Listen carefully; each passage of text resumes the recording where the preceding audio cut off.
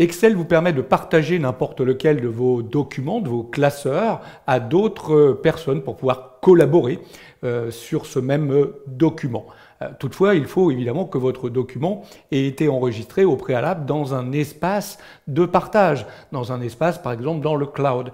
Ici, c'est mon cas, ce fichier, je l'ai enregistré à l'intérieur de l'espace OneDrive de l'utilisateur qui est connecté ici. Je vous rappelle qu'on voit le nom de l'utilisateur dans la barre de titre là-haut. Je vois qu'il s'agit d'Alex qui est connecté ici sur cette machine. Je pourrais le voir également en allant dans Fichier et en choisissant Compte. Je vois bien qu'Alex est actif et du coup on accède à son espace OneDrive et à sa bibliothèque de documents SharePoint. Là en l'occurrence ce document je l'ai enregistré dans l'espace OneDrive d'Alex. D'ailleurs vous avez vu dans la barre de titre là-haut du coup on a un enregistrement automatique qui est actif. C'est-à-dire que dès qu'on fait une modification dans le document il est automatiquement enregistré dans l'espace OneDrive. Très bien. Je décide que je veux collaborer sur ce document avec un autre de mes collègues, en l'occurrence Vincent. Je vais donc partager ce document à Vincent.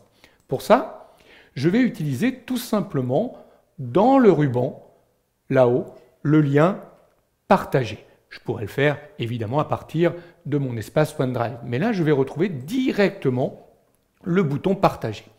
Regardez, il ouvre la boîte de dialogue partagée dans laquelle je vais pouvoir préparer un lien de partage. Alors attention, par défaut, il me propose toute personne disposant du lien peut modifier le contenu. Faites très attention, parce que là, quelque part, d'ailleurs, si vous regardez bien, vous avez un petit dessin représentant la Terre. Vous partagez ce document avec le monde entier. Il suffit que les personnes récupèrent le lien pour qu'ils puissent modifier votre document.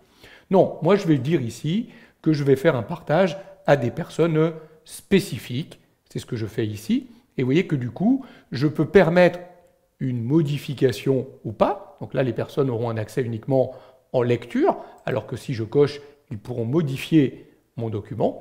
Je vais appliquer mon élément. Il va me demander évidemment d'indiquer les noms des personnes. Alors comme là, Vincent fait partie de mon organisation, le simple fait de taper le début du nom de Vincent va lui permettre d'aller le retrouver dans l'organisation. Si ça avait été évidemment une personne d'une autre organisation, il aurait fallu taper son adresse email pour que l'on puisse lui envoyer le lien. Là, vous allez envoyer un petit message qui sera à destination de cet utilisateur pour lui indiquer qu'on lui a partagé le document.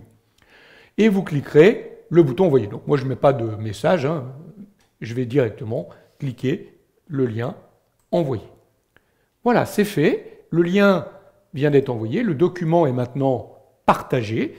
Je peux le modifier. Vincent peut le modifier. Nous verrons ça dans d'autres vidéos. On va pouvoir travailler en coédition sur ce document Excel. Il faut, je le répète, qu'il ait été enregistré dans un espace collaboratif. Ici, je l'avais enregistré dans l'espace OneDrive d'un utilisateur.